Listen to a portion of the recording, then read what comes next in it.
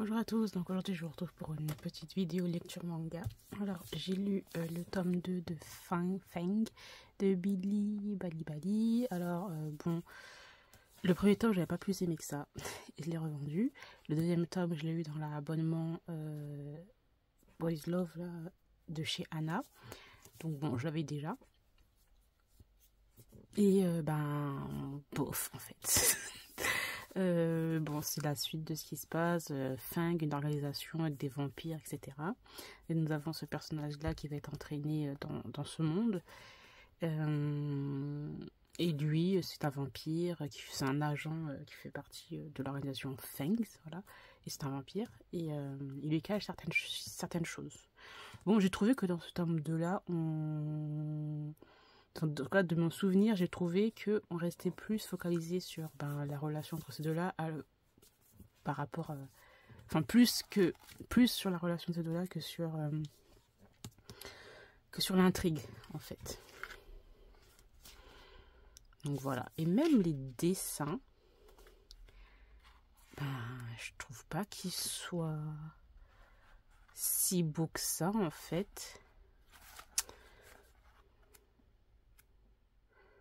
Et pourtant, j'aime beaucoup les autres histoires de Billy Bali. J'en ai d'autres et je sais pas, ça, j'ai vraiment du mal avec ces histoires. Donc bon, je vais pas garder.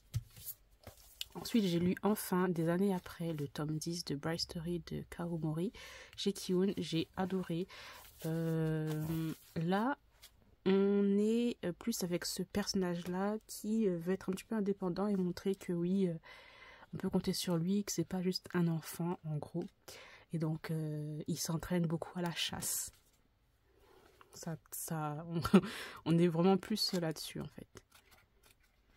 Les dessins sont toujours aussi beaux. Franchement, les détails, c'est magnifique. Vraiment magnifique. Et donc j'ai vraiment hâte de lire la suite. J'ai lu ensuite le 3e tome de la série Le chat qui rendait l'homme heureux et inversement de Umi Sakurai chez Soleil Manga. J'ai adoré ce petit tome-là. J'ai hâte de lire la suite. Vraiment une suite de petites séries, petites histoires entre une personne âgée qui a perdu sa femme, qui est veuve et qui était assez solitaire et donc grâce à ce chat, l'adoption de ce chat, il va se retrouver un peu moins seul et essayer d'autres choses qu'il avait laissé tomber. Voilà. Vraiment trop bien cette petite histoire. J'aime trop. J'ai lu ensuite le tome 2 de ma Happy Mariage. Donc l'œuvre originale de Akumi Agitogi, le manga de Rito Kosaka, et les dessins des personnages de Tsukioka chez Kurokawa. Le premier tome, j'avais aimé sans plus, vraiment, j'étais pas hypée de ouf. Le tome 2 était clairement mieux.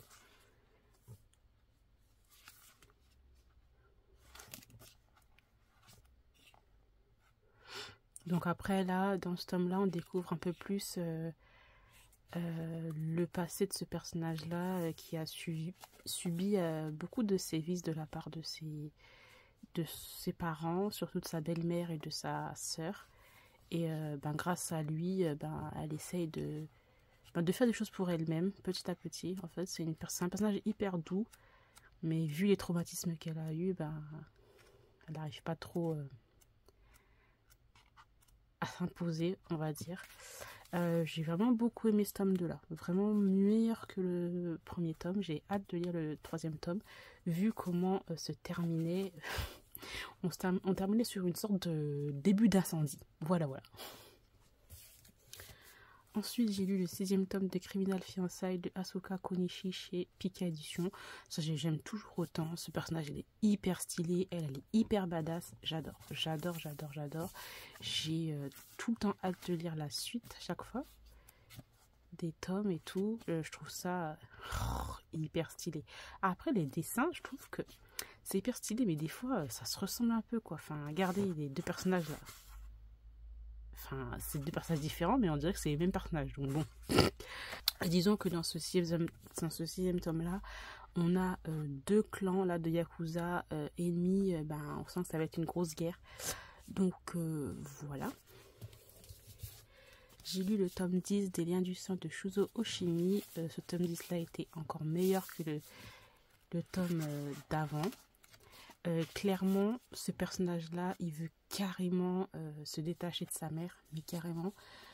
Il la déteste à un point qu'il se déteste lui-même.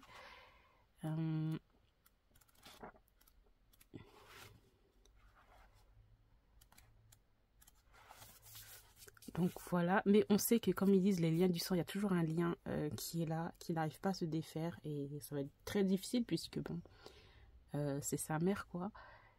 Et bon, sa mère, je vais vous faire un spoil, là elle est en prison. Voilà, ils l'ont emprisonnée. Mais même si elle est entre guillemets loin, il n'arrive pas à... J'ai envie de dire c'est un peu normal puisque c'est sa mère. Il n'arrive pas à oublier tout ce qui s'est passé. Et il y a des choses en fait qu'il avait oubliées et qui refont surface quand il était plus jeune. Voilà, voilà.